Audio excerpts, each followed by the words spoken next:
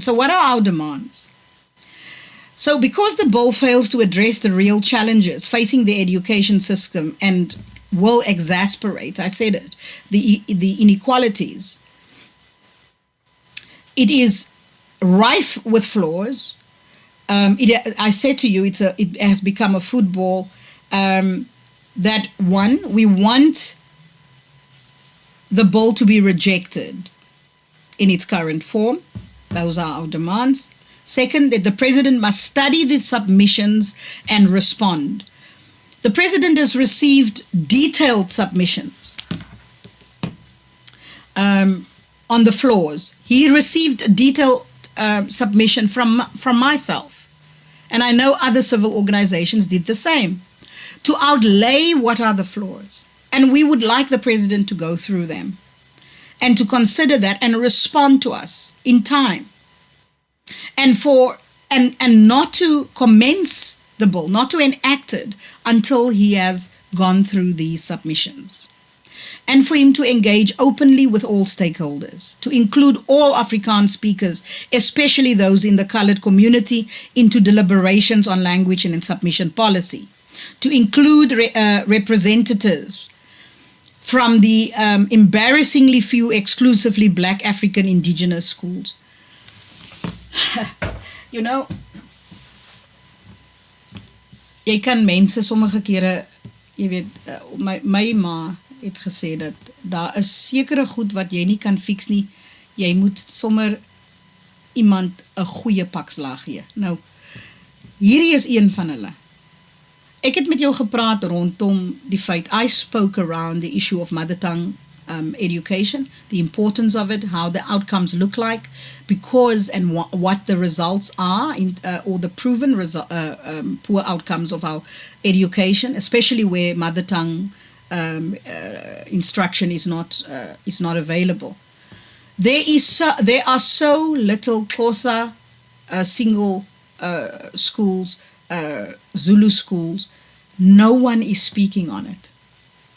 No one.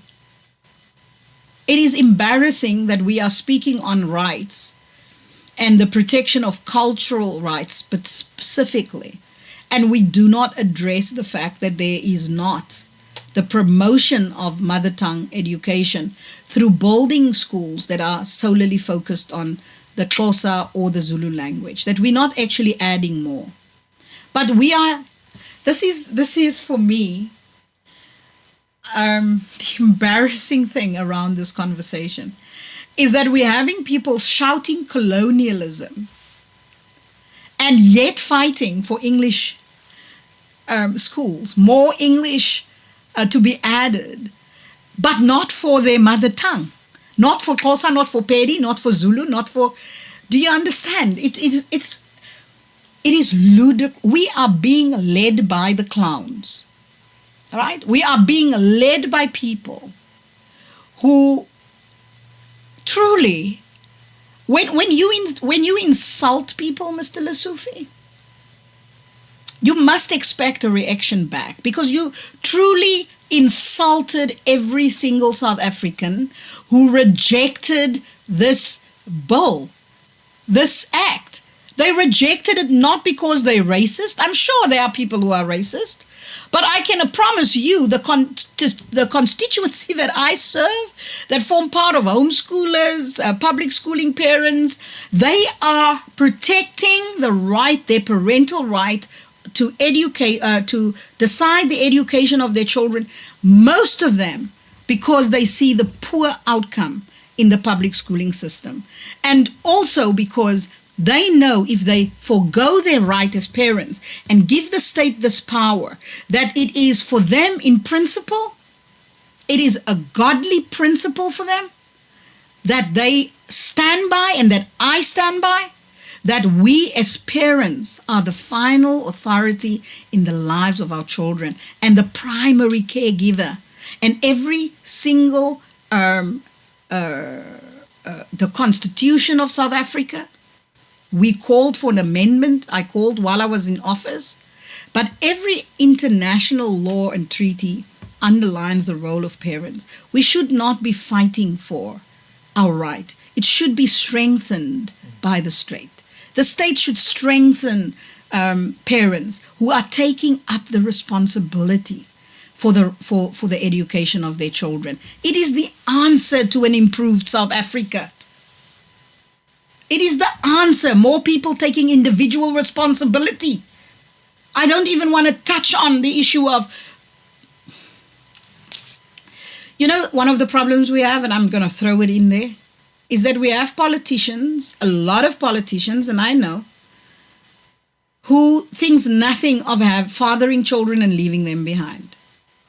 We have a lot of leaders who are not faithful, and because they are not faithful to the vows that they hold, they have a disrespect for the family unit. They will not protect it. But the key for us is to protect the family unit. We need to protect parental rights. And for the state, if you want to take the burden off the state, you protect family. Because a child within a family unit has a better chance of not getting involved in gangsterism, in drugs, where there are both parents involved.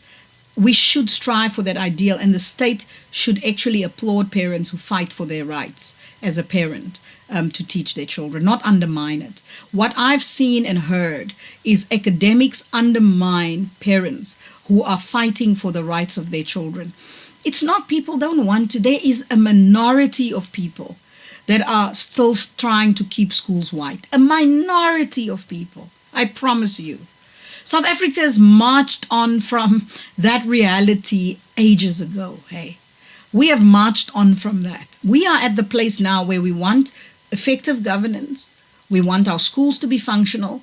We want our areas and our communities to be safe, right? We want to have a viable economy. We want good jobs. We want good policies that will strengthen small businesses. We don't want this nonsense.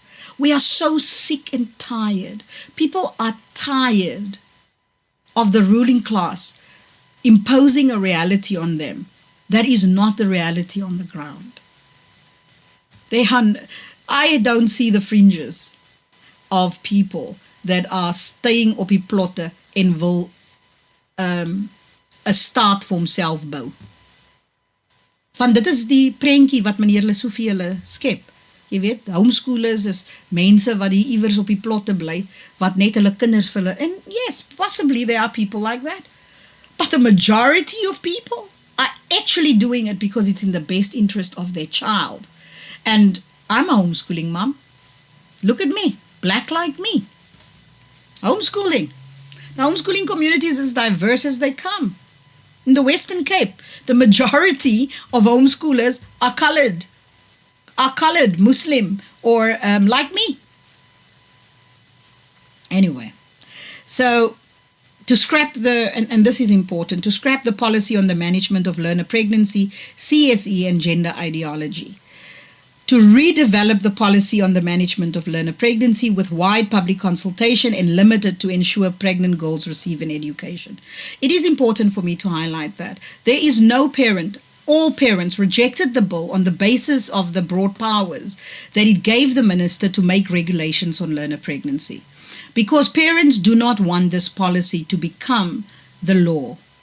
And we're asking the minister that a national task team be put together of including the faith community and specifically the charismatic Pentecostal evangelical sector of the church to be included in the discussions on in the national task team when regulations are discussed, but that in its current form that this policy not be included and not be made that the minister not issue regulations in line with this policy, but rather put together a national task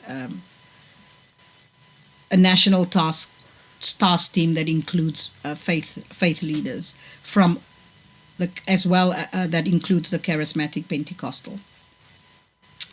To redevelop CSE in consultation with parents, communities, and faith leaders, and include an opt-out provisions. The minister, the previous minister, made that promise to parents and gave that option to schools, and we want it now to be put in writing.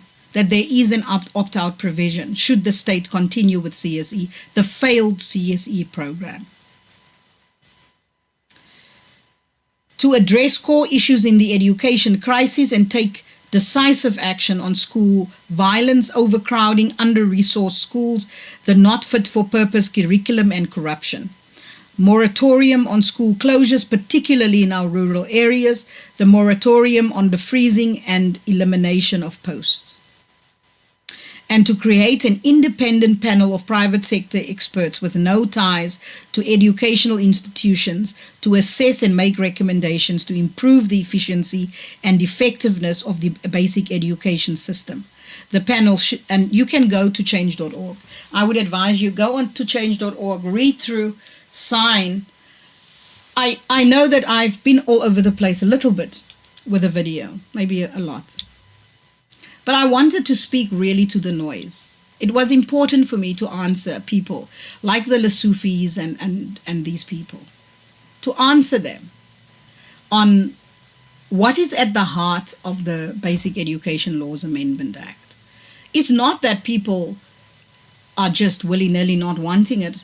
No, it is what is at the heart. At the heart of it is that it doesn't speak to the crises, does not provide the solutions, and it does not speak to the challenges that we are facing. The Bella Act is more failed policy by the ANC and now supported by the GNU. Failed policy based on ideology where family is not at the core of their focus in terms of policy. And I've said a little bit about why it is important. We really need family to become strengthened, for families for policies that are family oriented and family focused. Why? Because it will have better outcomes for our children. It will change and transform our nation. The state should enable that. They should enable and strengthen family as a foundation for children, healthy children. So when you see the state take away more powers from parents and take more control, what you are seeing is the undermining of parental rights and the weakening of the family structure. And this inevitably lead to further destruction of our society. The Bella Act falls within that trap. It falls more into the policy directions and legislative direction of the government, which moves more and more away from community-based or community-focused policy, family-oriented policy, and individual responsibility, where people take responsibility for their own lives and the state just provides them with the resources or enable them to live a life that will, contribute to society.